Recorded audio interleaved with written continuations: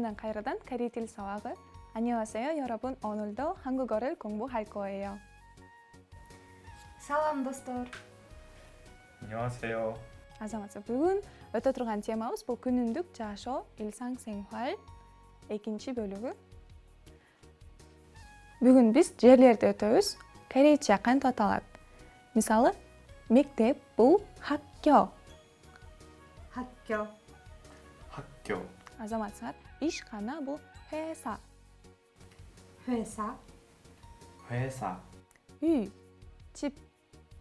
집. 집, кийинки сөз бул сейил бакча, бул 공원. 공원. 공무원, жана ресторан бул 식당. 식당. 식당, 시장 бул базар. 시장. 시장, Бул сөздөрдү сөзсүз эсиңерге түйүп алгыла.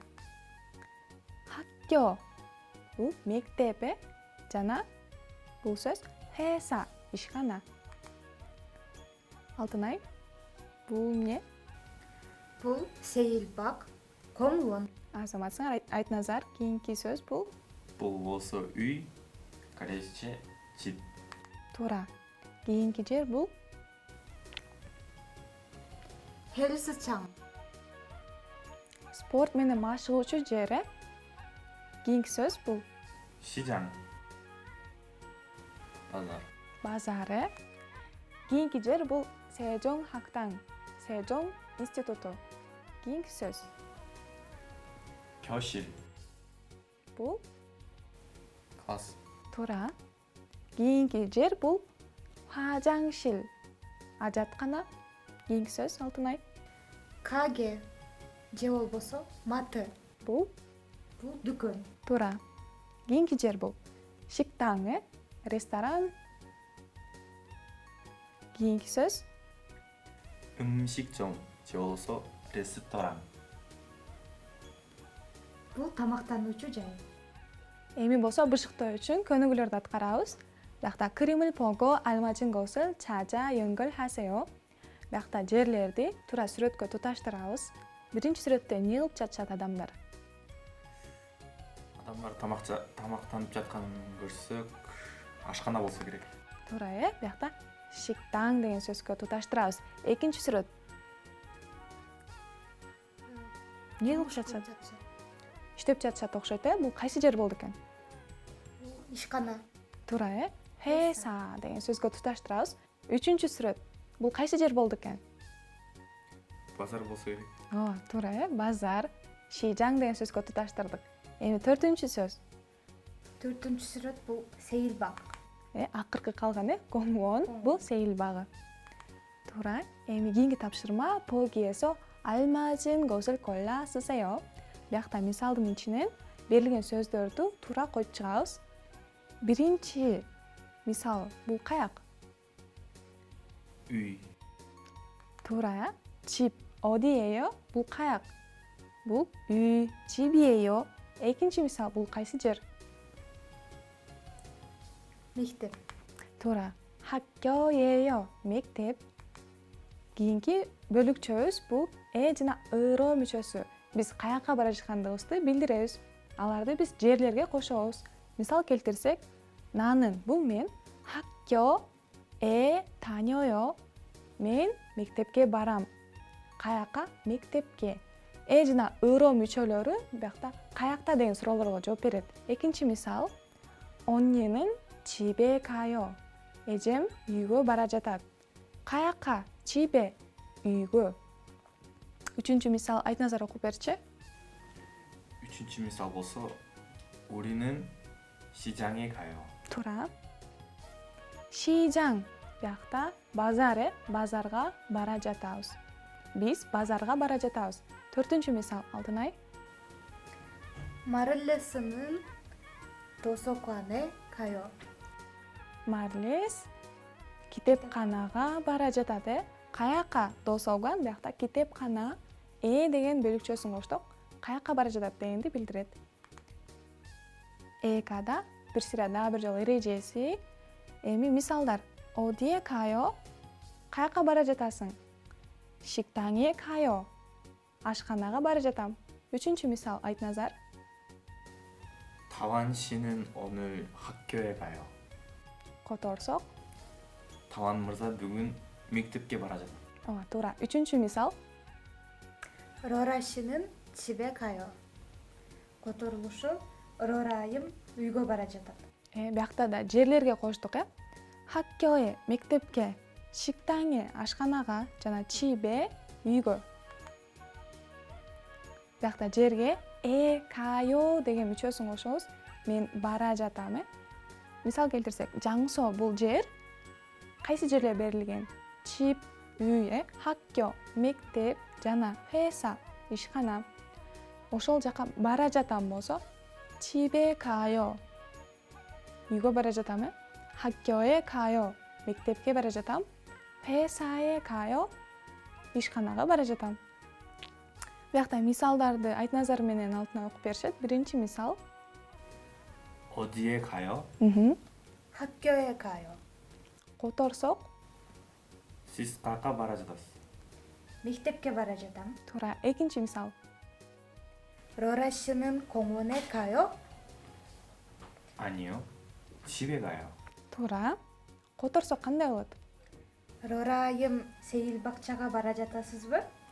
жоқ, үйгө бара жатам. туура. Биякта жерлерге коштук, Биринчи жер бул 학교, мектеп болду. Экинчи жер бул сейилбак болду, 공вон жана үчүнчү жер бул чип болду.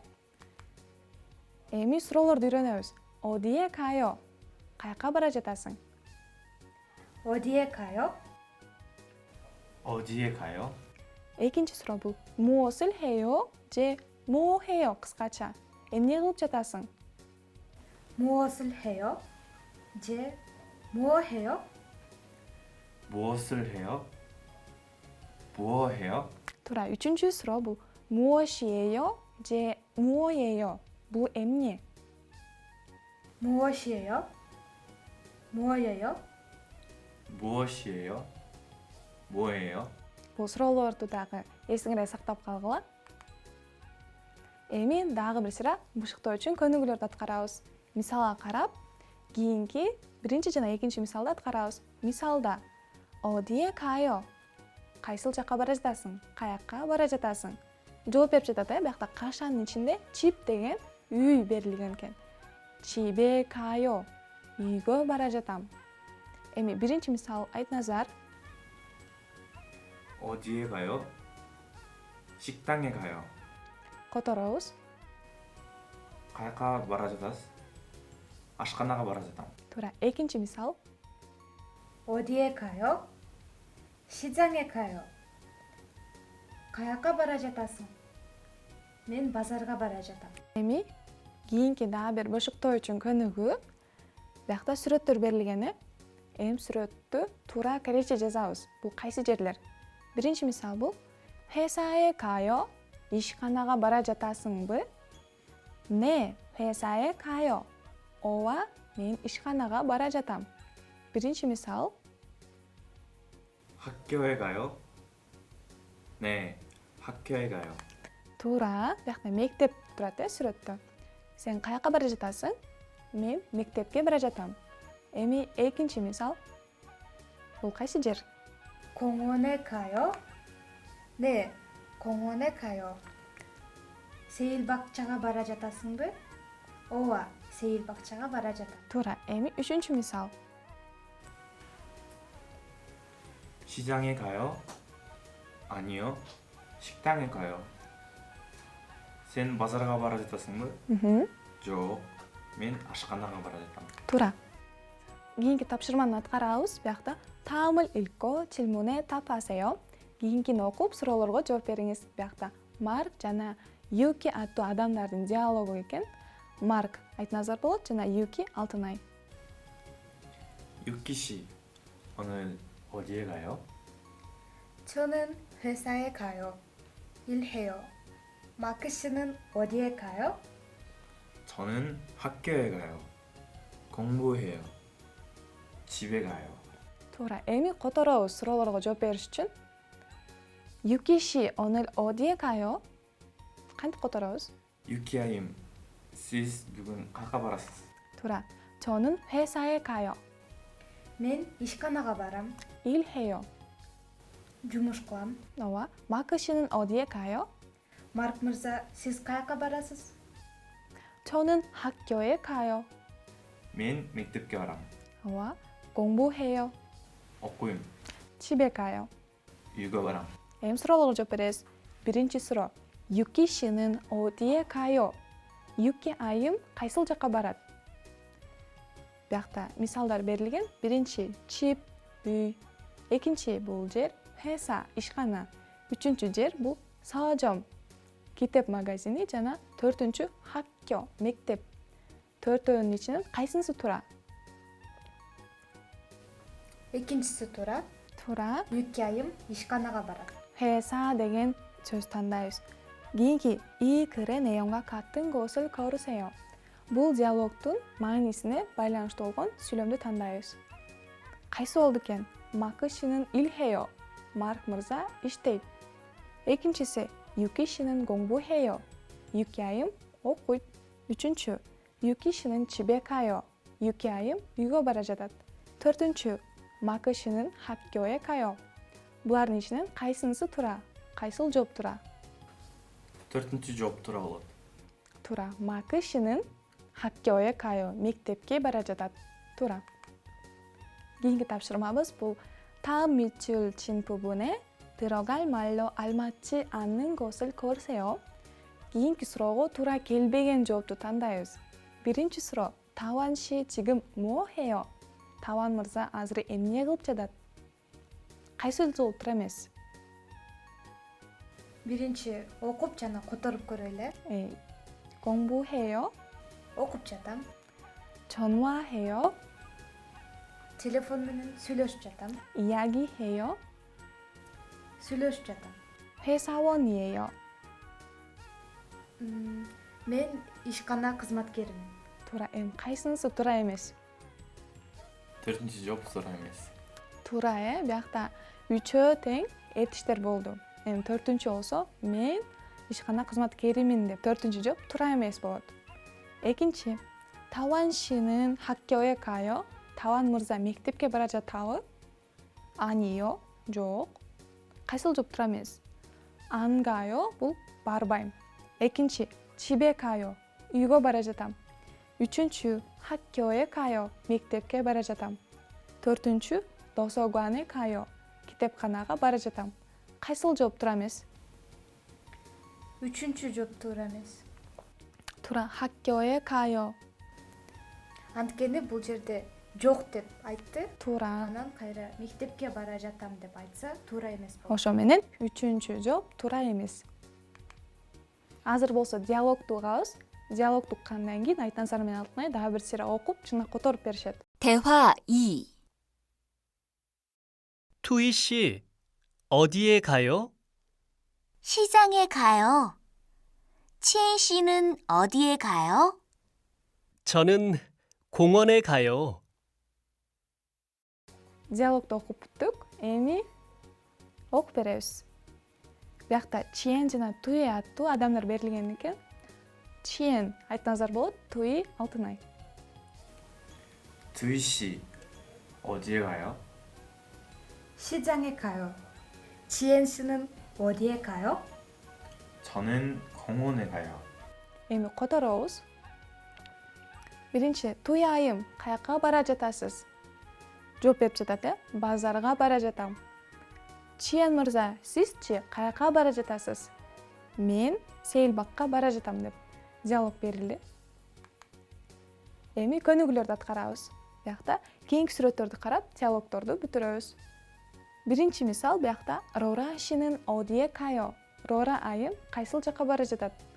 Биякта карасак, сейилбакка бара жатат, 공원에 가요. эми экинчи мисал. Айтназар. 유키 씨는 어디에 가요? 시장에 가요. туура. которобуз. 유키, сен каяка бара жатасың? Мен базарга бара жатам. эми кийинки мисал. 마크 씨는 집에 가요? 네, 집에 가요. 마르크, сен үйгө бара жатасыңбы? ооба, үйгө бара жатам. акыркы мисал. 다완 씨는 학교에 가요? 아니요. 회사에 가요. 다완 сен мектепке бара жатасыңбы?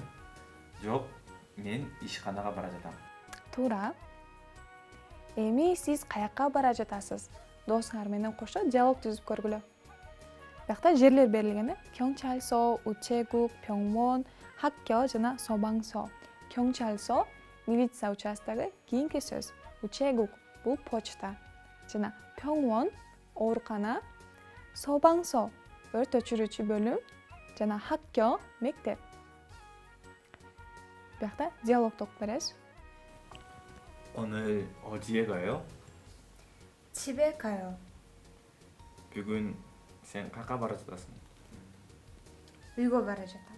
Бияктан кайсыл жерди тандап, дагы бир диалог түзүп көргүлө. 오늘 어디에 가요? 병원에 가요. Бүгүн каякка бара жатасың? Бүгүн ооруканага барам. Эми кийинки тапшырмабыз бул сиз бүгүн каякка бара жатасыз, эмне кыласыз, ошол жөнүндө досуңар менен сүйлөшүп көргүлө. Мисал катары азыр Айтназардын алдына диалог окуп берет. Ошондой түрдө силер үй тапшырма кыласыңар. Биз учурчакты үйрөндүк, жана кайсыл жакка бара жатабыз деген сөздү үйрөндүк, грамматикаларды. Мисал, 오늘은 비시케게 가요. 친구를 만나요. 밥을 먹어요. 영화를 봐요. бир сире которулуштарын айтып кетсек. бүгүн мен бишкекке барам. досторум менен жолугам. тамак жейм. кино көрөм. туура. Ушундай сыяктуу кылып үйдөн тапшырма жасайсыңар. Кийинки тапшырмабыз. Кийинки Марк мырзанын кагазын жакшылап окуп, суроолорго жооп беребиз. Биякта саат 10 деп турат, Чонфа, Туиши. Биякта чалыш керек экен, саат 10до Туи мырзага. Жана 3тө базар дейт. 3тө базарга барыш керек экен. Эми суроолорго жооп беребиз. Макышынын чонвахе요? Марк мырза чалабы?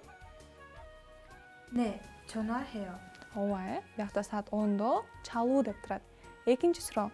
마크 씨는 어디에 가요? 마크 씨는 시장에 가요. Марк мырза базарга барат экен, саат 3тө.